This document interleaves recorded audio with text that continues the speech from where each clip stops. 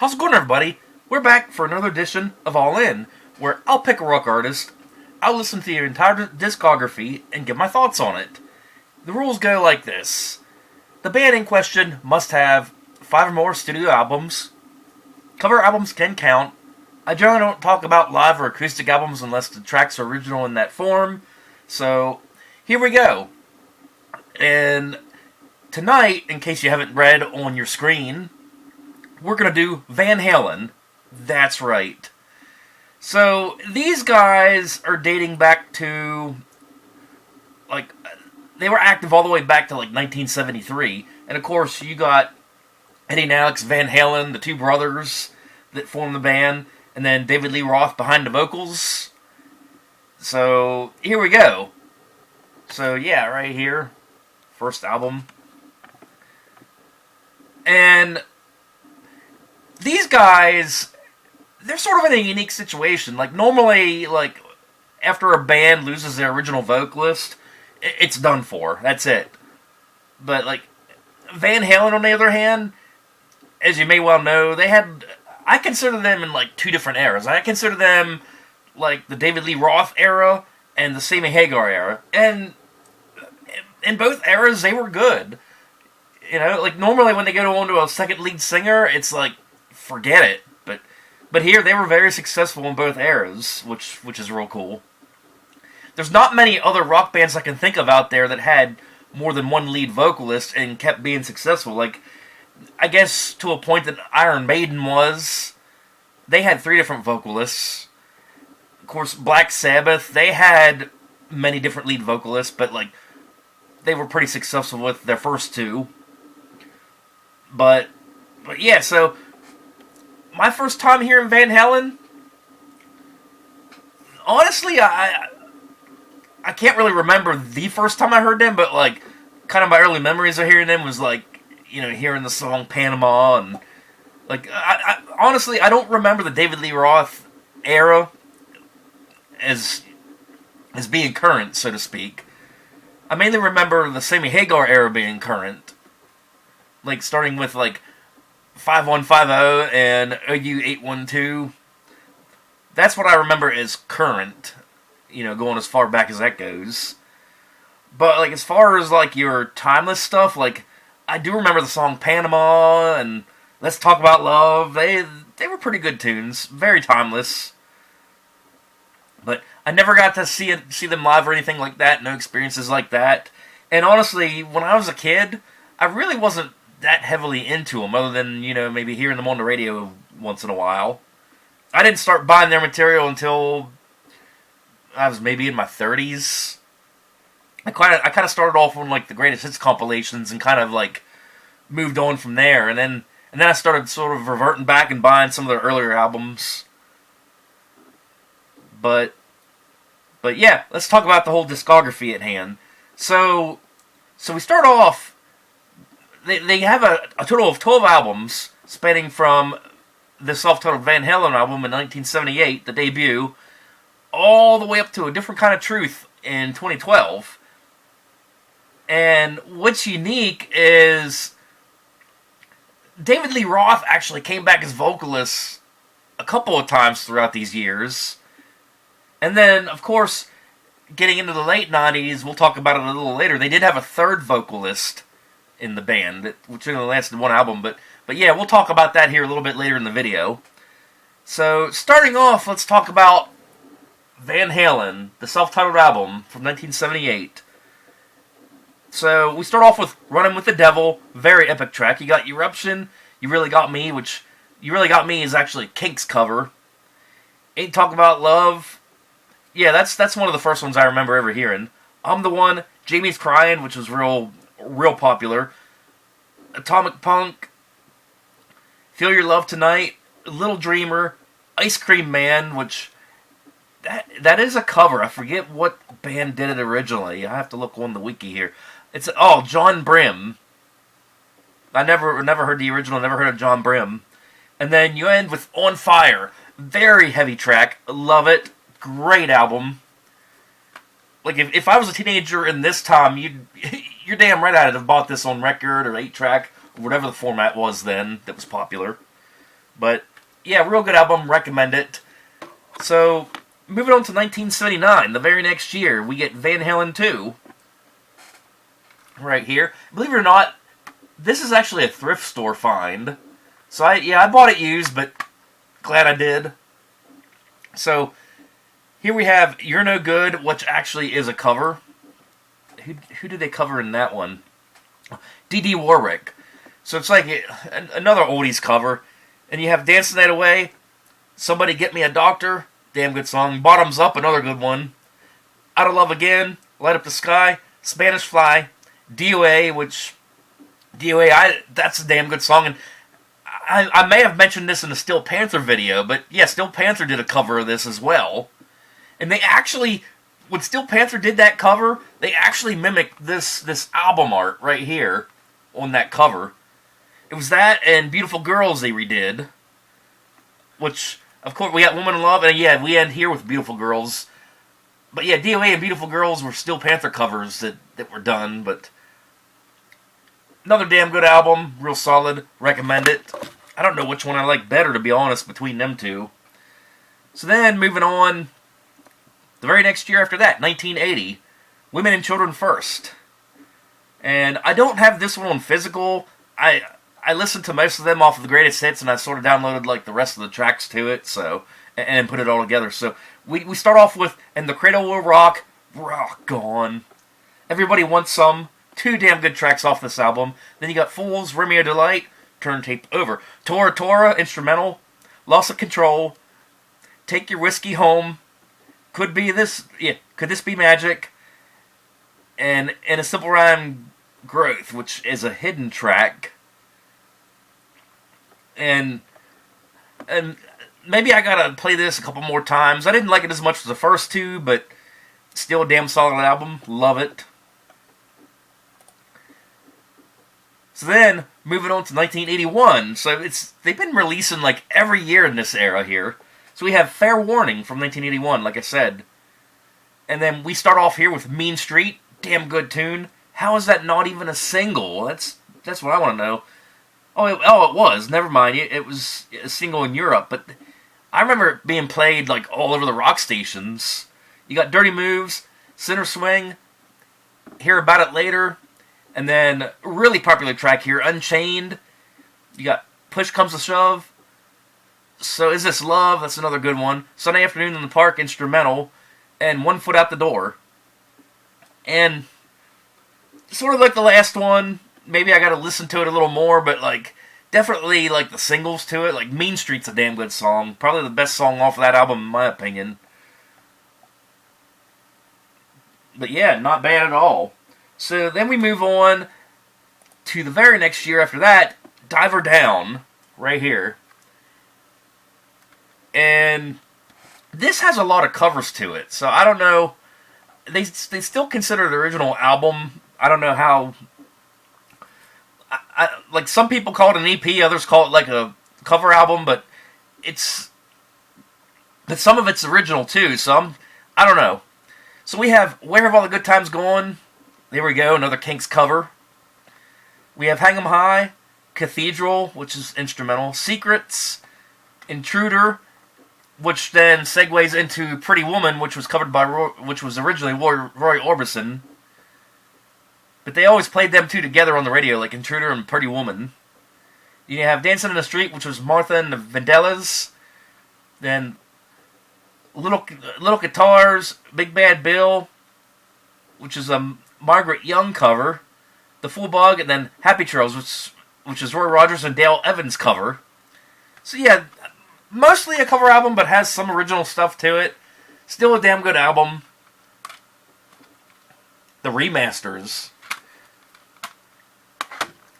So, yeah, not bad at all. So then moving on to the last album of this era, we have 1984, respectively released in 1984. Right here, another remaster that I got. And of course, we start off with 1984, which then segues into Jump. Then you got Panama, Top Jimmy, Drop Dead Legs, Hot for Teacher, I'll Wait, Girl Gone Bad, and House of Pain. And this right here, I feel like this album just tops it right here for this era. Love every track on it. Can't go wrong. So with that being said, David Lee Roth leaves the band, and then Sammy Hagar takes his place. And now Sammy Hagar, he had a solo career going before this, and he was also known for being the lead singer of Montrose way back in like the 70s, maybe the very early 80s. But here he is in 1986 joining Van Halen, and so here we have 5150 in 1986.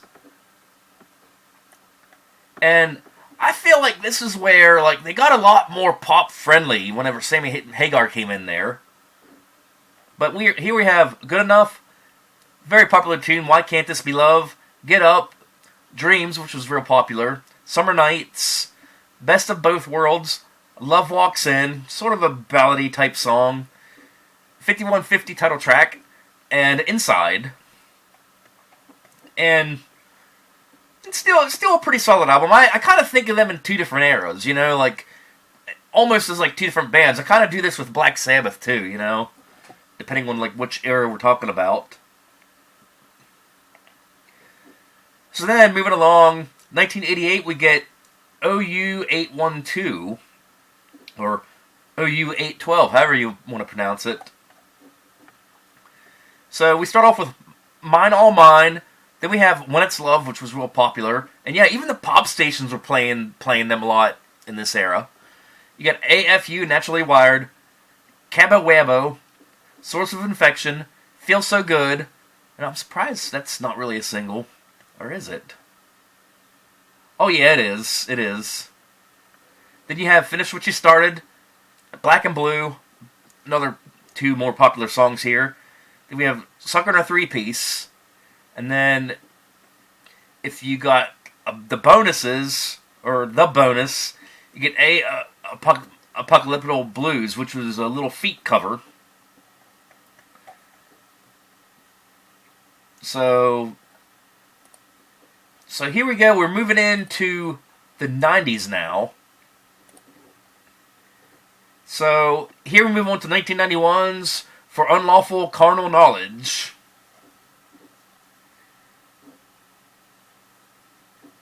And what's funny, I just realized this as I was reading the wiki. The abbreviation of this spells the word fuck. That's hilarious. That's kind of that subliminal thing they're doing here. But here we start off with the song Pound Cake. I love how the riff starts off. It almost sounds like like an air wrench. And then you have Judgment Day, Spanked, Run Around, which was good, Pleasure Dome, In and Out, Man on a Mission, The Dream Is Over, Right Now, which was, I would say, their popular song off of this, 316 Instrumental, and Top of the World. And I would say this could almost be like the Horny album, you know, judging by the titles and the subliminal abbreviation you get there. But still, a damn solid album, pretty popular. And then, so we're going to move on to 1995. So at this point, the hair band era was pretty much dead. But yet, these guys are still moving on. They're still releasing material. There's another thrift find I got. So here we have Balance from 1995. So, in this one, we get The Seventh Seal, Can't Stop Loving You, which was very, very popular. Then we have Don't Tell Me What Love Can Do, another very popular one off of this. And then the song Amsterdam. Yeah, it was a single, but it didn't really catch on as much as the last two did. You have Big Fat Money, Strung Out, Instrumental, Not Enough, Aftershock, Doing Time, Below I can't even pronounce that. It's some sort of instrumental. You have Take Me Back, Deja Vu, and Feelin'. And if you get the bonus track, you get Crossing Over. And going back to Amsterdam, I remember when that CD was current. I mean, this came out about the time you got Green Day and Offspring, if that's, if that's odd, you know? And I kind of remember, like, tell you how dated this is. I remember, like, being on a camping trip with my parents, and I had on the old Sunny Walkman, and Amsterdam came on the radio. but I don't remember, like, that song never got, like, real heavy rotation after it initially came out. But still, I mean, pretty solid. So then, it is worth mentioning their greatest hits compilation, the first one, Volume 1. And this is worth mentioning because they did a new track on this. It's called Wee Wise Magic. And what's special about that track is David Lee Roth actually returned on vocals for this track. And definitely a damn good track. It's a great compilation if you're, like, first getting into Van Halen. You sort of want to, get the basics of it. It's a great way to start. And then we got to mention the Twister soundtrack. They did the song Human Beings. And then they had this instrumental called Respect the Wind. So a couple more good bonus tracks there. So, moving on to sort of I'm going to call this the Bastard album. So, 1998 we get Van Halen 3. And this is where things got sort of a little odd here with their discography. They bring in, so David Lee Roth was there for that one track, and then, Sammy Hagar returned and they recorded the 2 Twister tracks. And then, in this album, we get Gary Cherone from Extreme taking on the vocal roles here. If you remember the song More Than Words or Get the Funk Out, yeah, that was him. So if you get Extreme vibes in this album, that's why. So Van Halen 3, I never heard this album before I listened to it here just today. Now, the one song I remember off of this was Fire in the Hole. And I remember, like, I only ever heard it, like, 1 or 2 times on 98 Rock back then when it got released. And it wasn't really a bad song, but it didn't stand out. But, I mean, I will say, like, Gary Cherone did sound a lot like Sammy Hagar in the vocals here. But, so we have New World Instrumental, which segues into Without You, One I Want, From Afar, Dirty Water Dog, Once, Fire in the Hole, Josephina, Year to the Day, Primary, which is instrumental, Ballot to the Bullet, and How Many Say I. And people were, like, trashing this album, saying it sucked and everything. And to be honest, they were right. I didn't care for it. I mean, there was a couple good tracks here and there. Like, Fire in the Hole was actually pretty good, but aside from that, it's not really one that I'd go back to again. But, anyhow. So moving on, in the 2000s, we didn't get a full album in the 2000s. We just got, like, 3 brand new tracks. So, Sammy Hagar returns for that. We get this right here. The Best of Both Worlds, the Greatest Hits compilation. So, you get all the hits here. You get, like, 3 live cuts. And you also get 3 new songs. So, sort of another good compilation if you want to go deeper into Van Halen without buying all the albums. So, looking at the track listing on this, I do find it kind of weird how they started off with Eruption, and then they did the new tracks, and then You Really Got Me wasn't until track 7. So it's kind of odd how they broke that up. I feel that should all stay together. But aside from that, we'll just talk about the new tracks here. So we have It's About Time, Up for Breakfast, and Learning to See. And It's About Time was actually, like, their more heavier track. Up for Breakfast kind of sounds like Why Can't This Be Love a little bit, kind of like how it starts off and everything. But, those tracks weren't too bad, but, not their best either. But it is cool, the fact that they, in this compilation along with the last one, they did kind of stick to those 2 eras. They didn't do a thing on this compilation with the Gary Cherone era, with that one album, but aside from that, with both David Lee Roth and Sammy Hagar, I mean, they covered all the basics there, for sure. And even a few deep cuts. So, moving on. So, we're moving on to the 2010s here. And this would be their very last studio album they did. And so we have, in 2012, we have A Different Kind of Truth. Now here, David Lee Roth actually makes a return. So, what we got here is, we start off with a song, Tattoo. We have She's the Woman, You and Your Blues, Chinatown, Blood and Fire, Bullet's Head, As Is, Honey Baby Sweet Tide Dolly, or Doll. They have it all as one word. The Trouble with Never, Out of Space, Stay Frosty, Big River, and Beats Workin'. And this one here, for me, it was sort of hit or miss, but it wasn't terrible.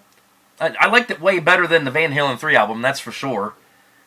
So, yeah, you do kind of get like a little bit of an old school vibe with David Lee Roth back at the mic here.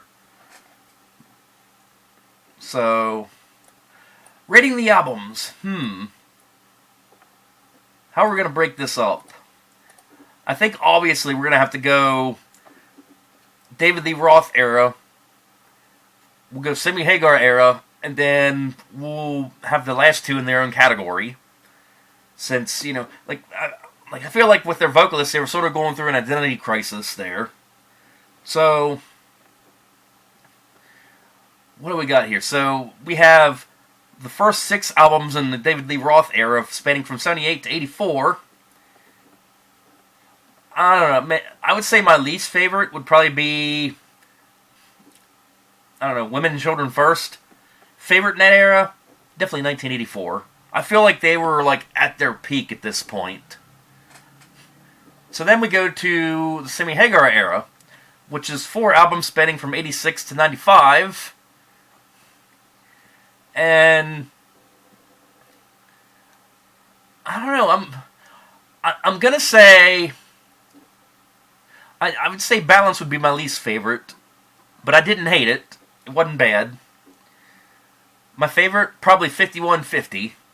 Damn good album, damn solid. And then we move on to sort of the bastard albums. So, we have 1988's Van Halen 3 and 2012's A Different Kind of Truth. And hands down, Van Halen 3 was my least favorite of all of them. Didn't care for it, like I said. A Different Kind of Truth, it was okay. I didn't mind it.